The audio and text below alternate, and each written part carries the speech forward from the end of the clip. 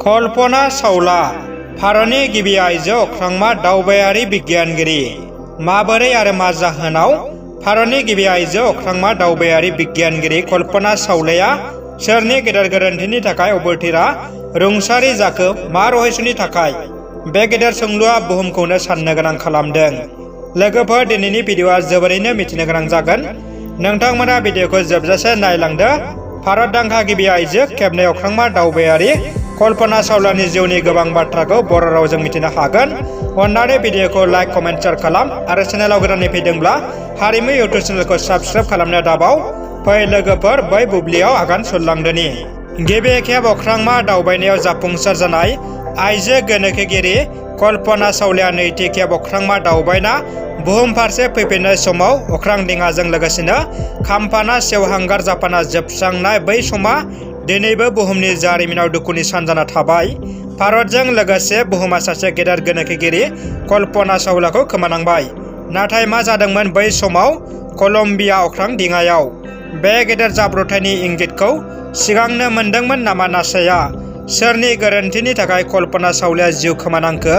फै मिथिनो गोनोखोगिरि कल्पना चावलानि जिउनि सुंद' जारिमिन आरो रुंसारि जानायनि माखासे सैथो खौरांनि जाथायखौ। सम 19 नभेम्बर 1997 मायथाइयाव गिबि खेब अख्रांमा दावबायो कल्पना चावलाया। कलम्बिया स्पेस शाटल दिङाजों बे दावबायनाय मिशननि मुंखौ नासाया STS-87 होनाय जादोंमोन।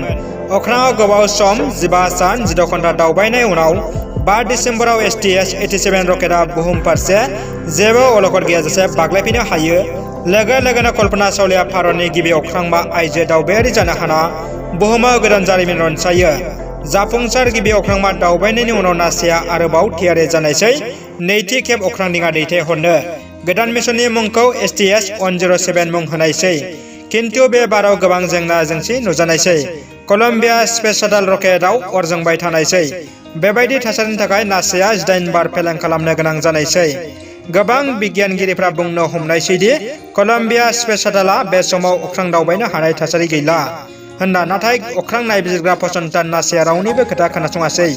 बेबायदिनो 2 बोसोर नाजा नासाया आरोबाव अख्राङाव रकेट सुबुं दैथायहरनो फिन थियारि जानायसै।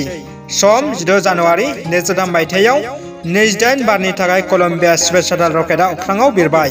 कल्पना चावलाजों लोगोसेनो बिगियानगिरिफ्रा अख्रांमायाव 15 सान सम बारहोनायसै। बेनि उनाव 1 फेब्रुवारि 2003 फिन अख्रांमानिफ्राय गोजों मिजिं लानानै कलम्बिया स्पेस शाटलआ बुहुम फारसे आगान सुरफिनो। बेनि उनाव दिङाया बुहुमनि बारमण्डलाव सौफैयो। नाथाय जोबोद दुखुनांथाव, बे समावनो मोनसे जाथायनि मोगा-मोगि जानो गोनां जायो। बुहुमनि बारमण्डलाव मोनफैनाय लोगो लोगो गेदेर जाथाया दिङायाव बिगियानगिरिफोरखौ हालाय-हाफाय खालामो।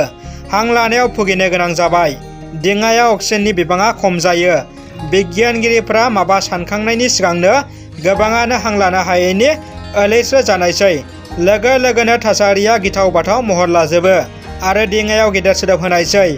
दिङाजों लोगोसेनो गासै अख्रांमा दावबायारिफ्रा जोबस्रांनायसै। बुहुमसिम मोनफैनो 63 किल'मिटार जौथायावनो कलम्बिया स्पेस शाटल रकेटआ अरजों खामना जोंब्लावजोबो। नाथाय माबोरै बेबायदि गेदेर जाथाया जाखो? गोबां बोसोरहालागै सानसुमाफ्रा साननो हमनायसैदि अख्रां दावबायग्राफोरनि थाखायनो बे गेदेर जाथाया जादों होननानै।